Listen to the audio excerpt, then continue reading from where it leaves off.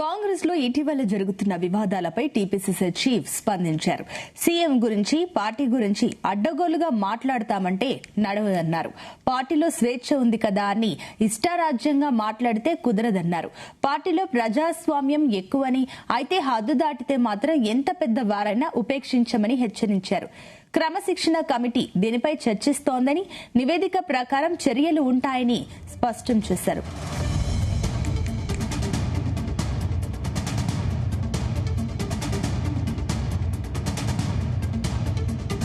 ముఖ్యమంత్రి గారు నిరంతరంగా అభివృద్ధి విషయంలో ఏ రాజీ లేకుండా ముందుకు పోతా ఉన్నారు. సరే, ప్రతి పార్టీలో కొంత ప్రజాస్వామిక స్వేచ్ఛ ఎక్కువ ఉంటుంది. అందులో కాంగ్రెస్ పార్టీలో కొంత ప్రజాస్వామ్యం ఎక్కువ.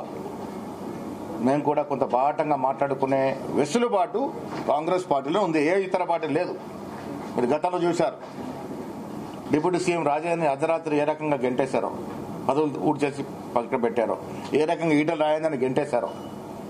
బీజేపీలో అమిత్ షాకి, మోడీకి వ్యతిరేకంగా మాట్లాడి ఒక రోజున ఉండగలుగుతారా పార్టీలో? సో మా దగ్గర ఇది ప్రజాస్వామ్యం నమ్ముకున్న పార్టీ కాబట్టి కొంత ప్రజాస్వామిక స్వేచ్ఛ ఎక్కువ ఉంటుంది. ఎక్కువనప్పుడు 1-2 మార్లు అవకాశాలు వస్తాయి, మాట్లాడినా దాన్ని సరి చేసుకునే అవకాశాలు. అద్దులు దాటినాక ఎవరిని కూడా స్పేర్ చేసేది ఉండదు, అది ఎంత పెద్దవాడైనా. ఇది కాంగ్రెస్ పార్టీ విధానం. పెద్ద పెద్ద నాయకుల్ని మేము ఏఎస్లో పోగొట్టుకున్నాం. క్రమశిక్షణ ఉల్లంఘించిన వారు ఎంత పెద్దవారని ఉపేక్షించదు ఉండదు. ఇది కాంగ్రెస్ పార్టీ విధానం. ముఖ్యమంత్రి గారి గురించి, పార్టీ గురించి అడ్డగోలుగా మాట్లాడతానంటే నడవదు.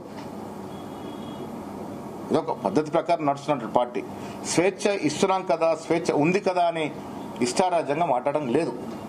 మీకేమైనా బాధ ఉంటే, మీకేమన్నా ఇబ్బందులు ఉన్నప్పుడు చెప్పుకోవడానికి మా కాంగ్రెస్ పార్టీలో దశల వారీగా ఫోరమ్స్ ఉన్నాయి.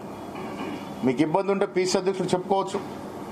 ఇంకా సాటిస్ఫాక్షన్ కాకుంటే ఇన్ఛార్జ్ ఏఐసీసీ మీనాక్షి నటరాజన్ గారు నిజాయితీ పర్రాలు, నిక్కచ్చిగా ఉండేటువంటి వ్యక్తిత్వం ఉన్నటువంటి నాయకురాలు కాబట్టి అక్కడ పోయి చెప్పుకోవచ్చు.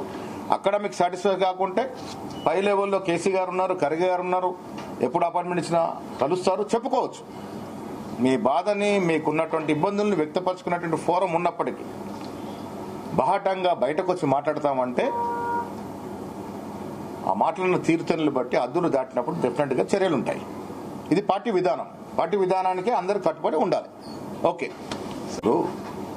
మొదలైన తర్వాత ఇది పరంపర నడుస్తూ ఉంది. మాకు క్రమశిక్షణ కమిటీ ఉంది. ఈ గత 10-15 రోజులుగా జరుగుతున్నటువంటి పరిణామాలన్నింటి కూడా వాళ్ళు నిశ్చితంగా పరిశీలిస్తూ ఉన్నారు. అంతిమంగా ఏఐసిసి కూడా డిసిప్లినరీ కమిటీ కూలంకషంగా దీన్ని పరిశీలించి ఇచ్చిన నివేదిక మీద